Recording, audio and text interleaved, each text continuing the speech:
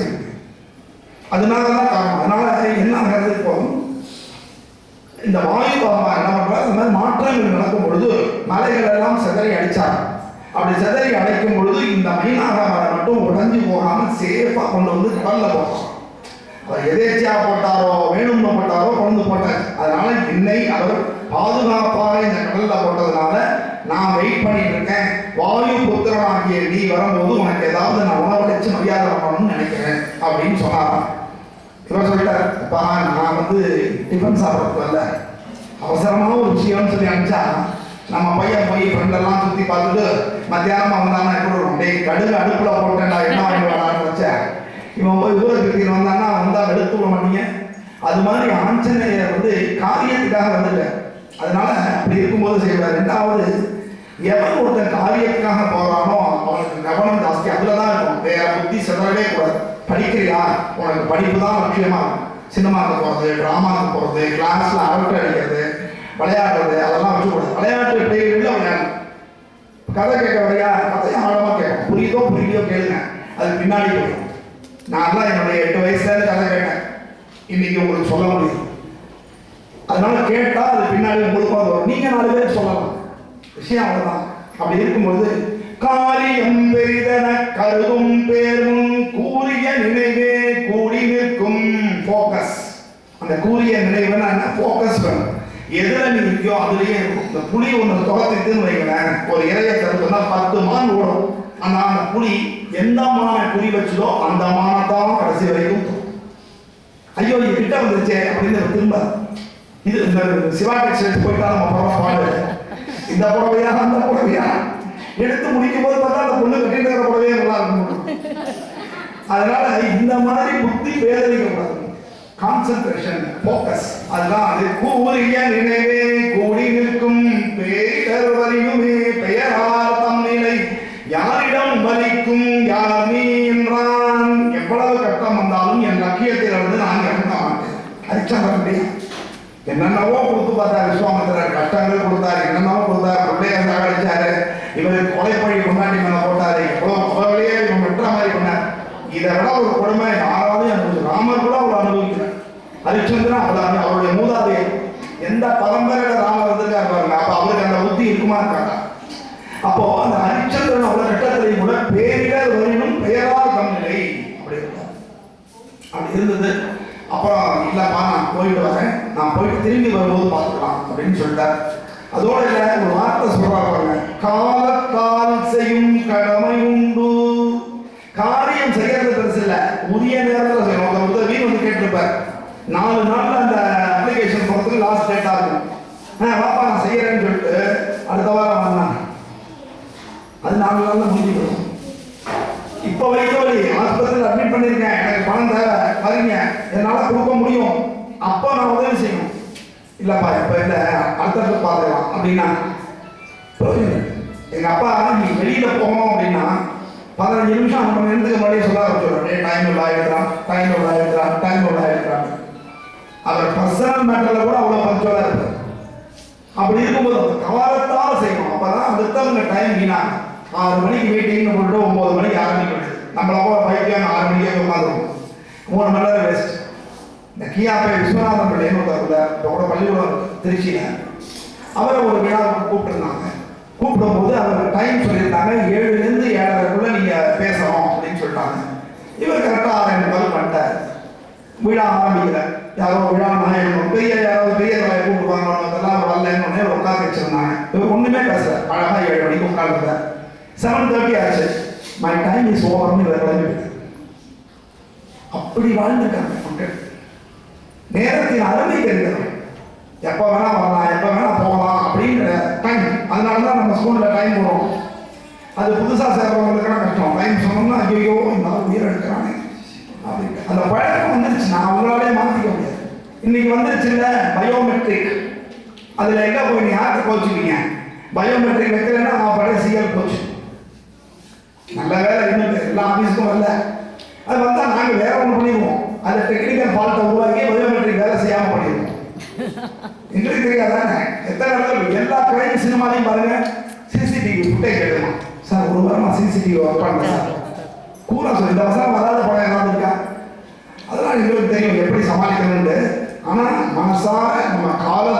செய்யும் கடமையை செஞ்சோம்னா அதற்குரிய பலன் நிச்சயமா உண்டு. Time management is important. முக்கியம். திடமன அனுமனின் திருந்திய உரையதால் பேசுறவனுக்கு முதல்ல திடமான மனம் இருக்கணும். நமக்கே சந்தேகம் கூட, பெருமாள் இருக்காரா இல்லையான்னு நினைச்சு நான் பேசினேன்னா நான் எப்படி உங்களுக்கு பெருமாள் இருக்காருன்னு சொல்ல முடியும்?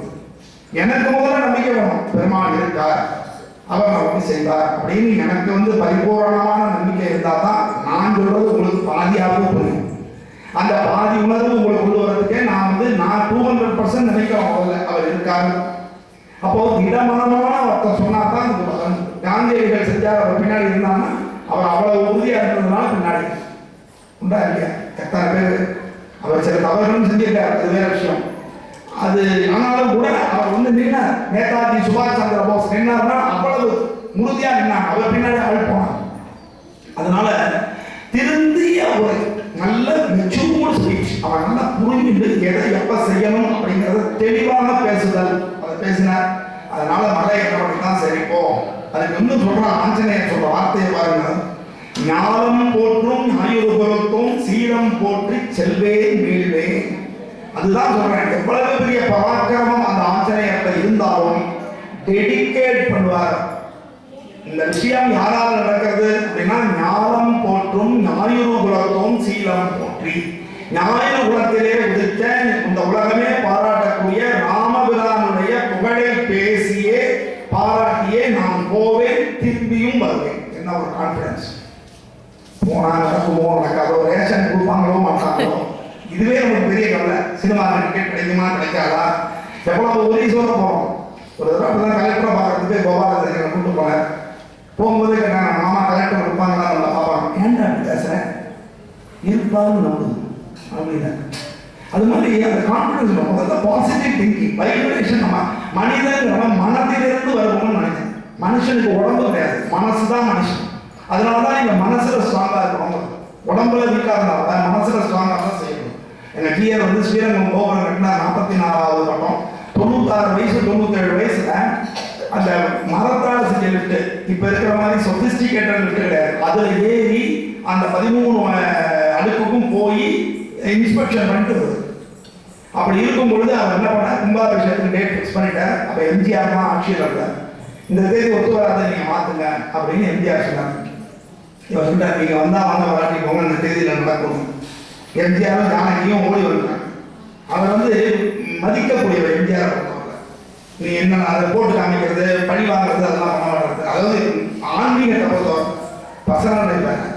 அப்படி போட்டு வந்துட்டாரு. அப்போ அந்த உறுதி, அந்த ஆச்சாரியனுடைய உறுதி, அது மாதிரி இங்க ஆஞ்சநேயர் நான் போவேன், நிச்சயமா ஜெயிச்சுட்டு வருவேன்.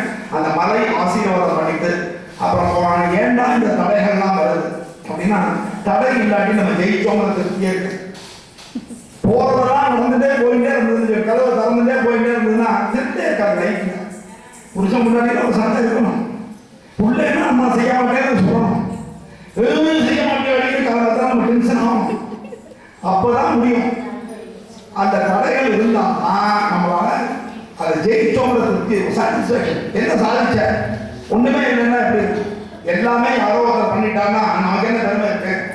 அதனால என்ன ஆச்சா, என்னடா தலைவர் சுதந்திர போராட்ட வீரர்களை தேர்ந்தெடுக்கும் பொழுது சொல்லியிருப்பேன் உங்களுக்கு, அந்த நகை கண்ணு இருக்கு இல்லையா, அதுல ஊசியை விடுவாங்க. அப்படி ஊசியை விடும்போது நீ கண்ணை இமைக்கக்கூடாது, ஐயோ தட்டக்கூடாதுன்றதுலாம் கிடையாது, கண்ணை கூட இமைக்கக்கூடாது.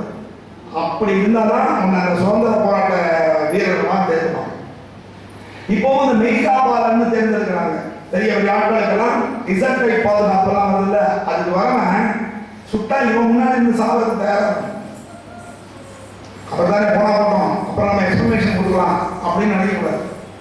இவன் விழுந்து தான் உயிரை விடுறதுக்கு துணிச்சலா இருக்கணும். தான் பொண்ணு பொண்டாட்டி பிள்ளை இதெல்லாம் பார்க்கக்கூடாது, அப்படி இருக்கணும். அதுதான் அவனுக்கு கிரைட்டீரியா.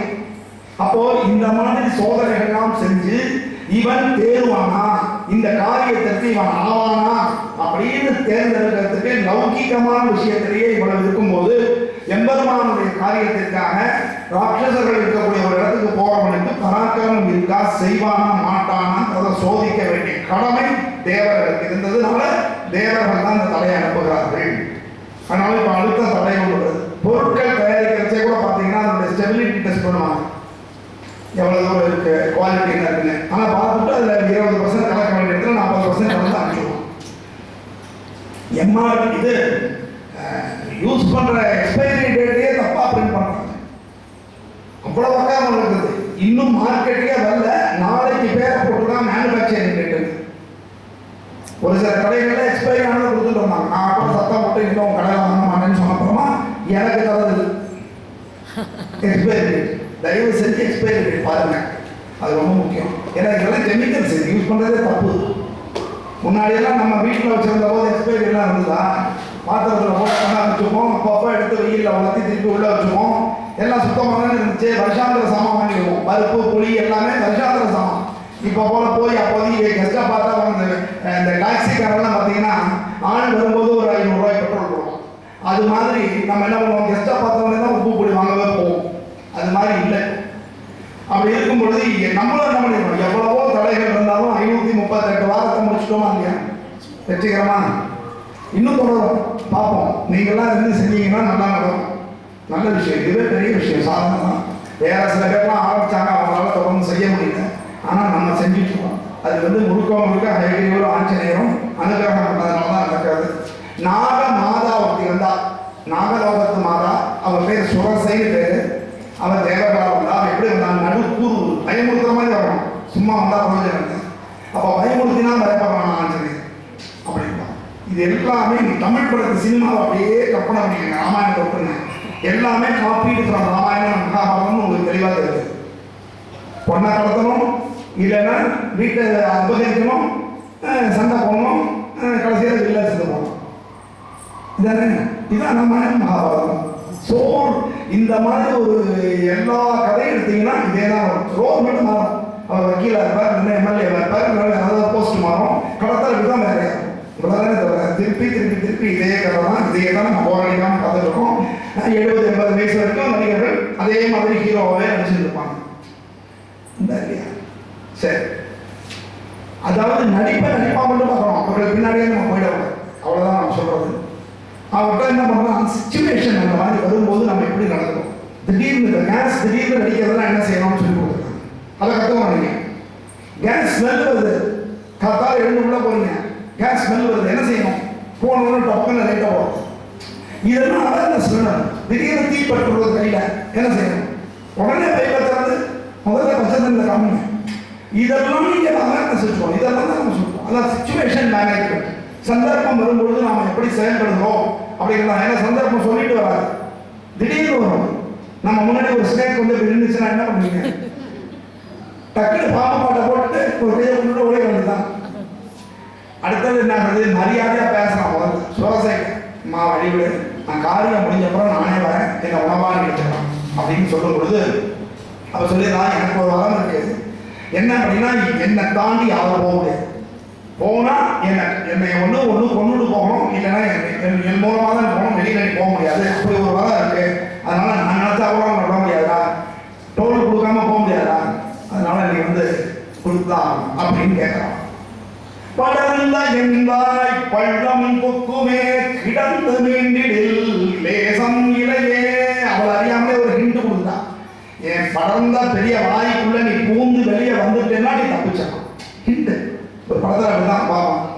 ஐயோ பிடிமா மோதிரத்தை பிடிக்குமா, அப்புறம் என்னடா அது இப்படி பண்ணுறீங்க, இந்த ஃபோன்லையாவது யாருக்காவது சொல்லிட்டாமா, அந்த ஃபோனை பண்ண முடியும். இல்லை இப்படி தொடர் சங்கிலி மாதிரி இப்படி பண்ணிட்டே இருக்கீங்களா, சங்கிலியை போடான்னு சொல்லிடுவோம். அது மாதிரி நம்மளே ஹிண்ட் கொடுத்து மாட்டிக்கிறதுங்கிறது விஷயம். அது மாதிரி இந்த சுரசை என்ன பண்ணுறான்னா ஹிண்ட் கொடுத்தான். என்னுடைய படர்ந்த வாயில புகுந்து நீ தப்பிக்கிறதா தான் தப்பிச்சுக்கோன ஐடியா போச்சு. உடனே என்ன ஆகலாம், சரி சவாலை ஏற்றுக்கொள்ளுது. ஒரு வீரனுக்கு அழகு என்னன்னா சவாலை ஏற்றுக்கொள்ளுது. காரியம் ஜெயிச்சா தோத்து போய் வர முடியாது, அதனால என்ன ஆகுறது அப்படின்னு கேட்கும் பொழுது அப்படியே ஸ்டெப் பை ஸ்டெப்பா அவள் வாயை பெருசாகிறான். 10, 20, 30, 40 சத்துரு அவிழ்வாய் சந்தகர யோஜனை அத்தனை அளவுமே அனுமனும் வளர சுத்தமாய் சதமும் சுழன்றதவாயே. 100 யோஜனைக்கு அதிகப்படுத்தான். 10 மணி இவரும் 10, 20 இவர் 20 வளர்றார். அப்படியே போய் 100 யோஜனைக்கு வாய் அவ்வளவு பேசுறாரு. இவர் அவ்வளவு வந்துட்டார். எப்பவுமே நமக்கு இந்த காலத்துல பார்க்கும்போது இதெல்லாம் நடந்திருக்குமான்னு இருக்கும்.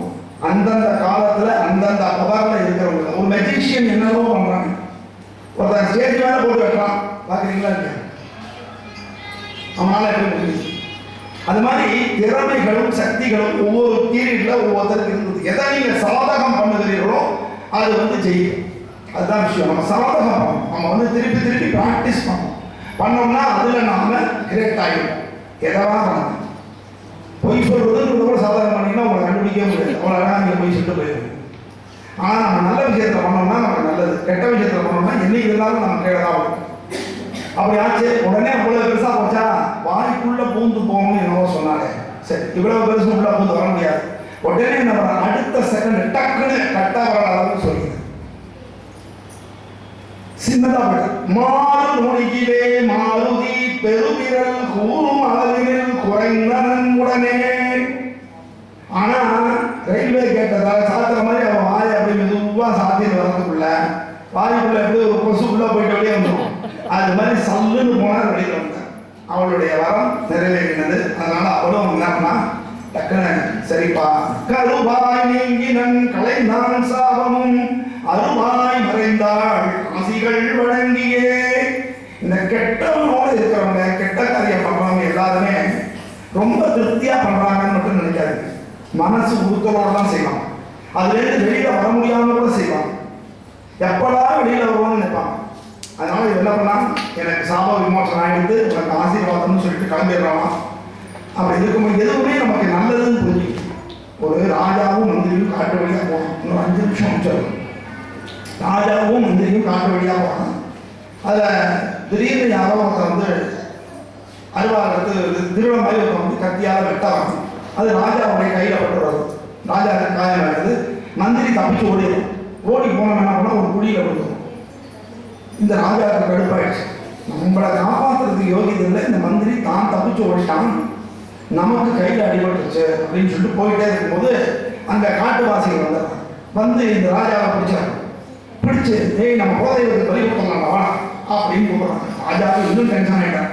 அவன் தப்பிச்சு போயிட்டா நம்ம மாட்டிக்கிட்டோமே அப்படின்னு வச்சு போகிறார். அங்கே போய் நம்ம தலைவன்கிட்ட விட்டோடனே அந்த தலைவன் அவருடைய அங்கத்தை போக டெஸ்ட் பண்ண, கையில் கட்டுப்பட்டிருக்கான், வெட்டுப்பட்டிருக்கான், வெட்டுப்பட்டவன் பலி கொடுக்க முடியாதுப்பா விட்டுங்க அப்படின்ட்டு காப்பாத்தியாச்சு. சரி, மந்திரி என்னாச்சு, அவன்கிட்ட போய் கேட்கிறாரு, ஏண்டா எனக்கு வெட்டுப்பட்டது, நான் தப்பிச்சுக்கிட்டேன். அவன் சொல்லுவான் எப்பவுமே நடப்பது எல்லாம் நல்லதுன்னு சொல்லுவான். அதனால இது என்னடா நல்லது, நீ விட்டுட்டு ஓடிட்ட, உனக்கு என்னடா நல்லது, விட்டுட்டு ஓடாம இருந்தா நான் நல்லா இருக்கேன் என்ன பேர் கொடுத்துருப்பான், நான் நல்லாவே ஓடிட்டேன். அதனால நம்ம வாழ்க்கையில நடக்கக்கூடிய எல்லா விஷயங்களும் ஏதோ ஒரு நன்மைக்காக மட்டும்தான் நடக்கிறது அப்படிங்கிறத நம்ம புரிஞ்சுக்கணும். அப்படி இருக்கும் பொழுது அதனாலதான் நம்ம துன்பங்கள் நிறைய கொடுக்குறாரு. பெருமாள் ஏன் துன்பம் கொடுக்குறாருன்னா அதை நம்ம பக்குவப்படணும். நல்லவை புரிந்திட நயந்தோர் வாழ்வில் அல்லவை செறிந்துமே அடுக்கடுக்கெனவே தொல்லைகள் தந்திடும் தொய்வுகள் தோற்றிடும் எல்லையில் துன்பம் எய்திடும் பொறுக்கவே. அதை பொறுத்துக்கணும். பொறுத்தார் பூமி ஆழ்வார் அப்படின்னு ஒரு பழமொழி. அதனால பட்ட காலிலேயே பழம்னு சொல்லுவார். அதனால துன்பங்கள் வரும், ஏன்னா அப்பதான் நம்மளை பக்குவப்படுத்த முடியுன்றதுக்காக கொடுக்குறாரே தவிர நம்மளை கைவிடல. எத்தனைக்கு எத்தனை நம்மளை சோதிக்கிறாரோ அத்தனைக்கு தான் நல்லது. திருக்குறள்ல ஒரு குறள், அந்த குறளை வந்து இப்போ நம்ம புதியவர்கள்லாம் வேற விதமா சொல்லுவாங்க. அது கர்மாந்தியை பொய் கற்று அவங்க பயன்படுத்துறாங்க. ஆனா உண்மையிலேயே கர்மாந்தியை தான் சொல்றது. அவ்விய நெஞ்சத்தான் ஆக்கவும் செவ்வியான் கேடும் நினைக்கப்படும் அப்படின்னு ஒரு திருக்குறள். அது என்ன அர்த்தம்னா, அவ்விய நெஞ்சம்னா அடுத்தவனை பார்த்து பொறாமப்பட்டு அக்கிரமங்கள் பண்ணக்கூடியவன் ஆக்கம் வசதியா உண்டாக்கல. சார் என்னவோ அக்கிரமம் பண்றான், எவ்வளவு ஹாப்பியா சந்தோஷமா பவர்ஃபுல்லா பதவியோட பணத்தோட இருக்கான் சார் அப்படிமோ. செவ்வியான் கேடும் ரொம்ப நல்லவர் சார், நீங்க உங்களுக்கு சார் இதை பெற்றவர். இது எல்லா வாழ்க்கையிலும் நம்ம பார்க்கிறோம். என்ன காரணம், நினைக்கப்படும் அப்படின்னா 2 அர்த்தம். ஒண்ணு, இவன் இப்படி இருப்பதற்கு காரணம் இவனுடைய முன் ஜென்மத்திலே செய்த பாவம், அவன் அப்படி இருப்பதற்கு காரணம் அவன் முன் ஜென்மத்திலே செய்த புண்ணியம். இதை நீ புரிஞ்சுங்கன்னா இதுல உனக்கு வித்தியாசம் தெரியாது. அந்த புண்ணியமும் பாவமும் மாறும்போது இது மாறிடும். இன்னொன்று, நினைக்கப்படும் அப்படின்னா தெய்வம் எப்ப நினைக்கிறதோ அப்போ இந்த துன்பம் மாறி எல்லாமே பட்டு போயிடும். சரியா? அதனால இந்த குறளுக்கு இப்படித்தான் வணக்கம் சொல்லணுமே தவிர இவங்க வந்து இது வந்து இப்படி நடக்கிறது இப்போ தர்மமே தப்பு. நிச்சயமாக சொல்றேன், தர்மம் என்னைக்குமே தப்பாது. அதர்ம வழியில் போகிறவர்கள்லாம் இது வரைக்கும் இன்னைக்கு சினிமா எடுக்கிறவங்க கூட கெட்டவன் அடிக்கிற மாதிரி தான் படம் இருக்கிறாங்க தவிர கெட்டவன் வாழற மாதிரி படம் இருக்க முடியும். ஏதோ ஒரு சூழ்நிலையில பண்றாங்கன்னா இல்லையா? அப்ப அந்த அந்த பேசிக் கான்செப்ட் நம்ம நாட்டில் இருக்கிறது. அதனால கர்மா கடிக்கிறது, பாவம் தொலைகிறது. இதனுடைய பலன் என்ன? சுந்தரகாண்டம் படித்தா என்ன பலன்கிறத நம்ம பலமொழிக்காரரை சொல்லுவோம். அதை மட்டும் இப்போ சொல்லுவோம். சுந்தர காண்டம் சுவை மிகு தமிழில் உந்துதல் உடனுமே உருகி படித்தால் சந்ததி பெருகும் சங்கடம் உருகும் எந்த வேண்டலும் எளிதாய் கூடுமே. அதாவது வேண்டுதல்ங்கிறதுக்கு பேராசை இருக்கக்கூடாது. அத்தியாவசியமான வேண்டுதல், உனக்கு அது கிடைக்கணுங்கிற வேண்டுதல் மட்டும்தான் நம்ம பெருமாள் வைக்கணும். நாளைக்கே நான் வந்து பாரத பிரதமர் வேண்டுகோள் வச்சுட்டேன், யோ பெருமாள் ஏன் செய்யலையேன்னு சொல்றேன். அதனால நமக்கு எது வேணும், உண்மையிலேயே எது தேவையோ அதை கேட்டால் நிச்சயமாக அவன் கொடுக்கிறான். அப்படிங்கிறது தான் உத்தராடத்தில் சந்ததி பெறுங்கிறது ஒரு கணக்கு இருக்கு. அதே மாதிரி முடியாது என்பது மூல நட்சத்திர அடியாருக்கு என்றும் அவனியில் இல்லை. ஏன்னா ஆண் மூலம் அரசாலும் பழகும். அதனால மூல நட்சத்திரத்தில் பிறந்த ஆஞ்சநேயன் நிச்சயமாக நமக்கு எல்லா நன்மைகளையும் செய்வான். இடியாய் வருகிற இடைஞ்சல்தான் முடியாய் போகும் பொங்கும் இன்பம். நிச்சயமாக நம்பிக்கையோடு நாம் படித்தோம். எல்லாருமே படிக்கலாம். எப்போ டைம் கிடைக்குதோ படிக்க. இதுக்கு ரொம்ப மடியா இருக்க முடியுதா? மடியா இருக்கலாம். மடியா இல்லாட்டியும் பரவாயில்ல, டைம் இல்லை சார் எனக்கு, நான் ராத்திரி 8 மணிக்கு தான் வரேன், என்ன சார் செய்யறது? தப்பு. ஒரு வேலையை வச்சுட்டு நம்ம மாதிரி படிக்க வேண்டியதான். அப்படி இருக்கு. அப்படி இருக்கும் பொழுது இந்த ஆஞ்சநேயை நாம் பிடித்தால் நிச்சயமாக நன்மை நடக்கும் என்று சொல்லி நாம் இந்த அளவிலே இந்த கதையை நிறைவேற்றுகிறோம். நாளைக்கு அது தொடர்ச்சியை பார்க்கலாம். அஞ்சிலே ஒன்று பெற்றான், அஞ்சிலே ஒன்றை தாவி, அஞ்சிலே ஒன்றாக ஆரியற்காக ஏகி, அஞ்சிலே ஒன்று பெற்ற அனந்தை கண்டையார் ஊரில் அஞ்சிலே ஒன்று வைத்தான் அவன் நம்மை அழைத்து காப்பான். இந்த பாட்டு தான் நமக்கு அந்த காலத்துக்கு எழுதுறதுக்கு ஒரு இப்ப 5 வந்து பார்த்தீங்களா? இதுக்கு அர்த்தம் நான் சொல்றேன். ஜெய் ஸ்ரீராம், ஜெய் ஸ்ரீ ஆஞ்சநேயர்.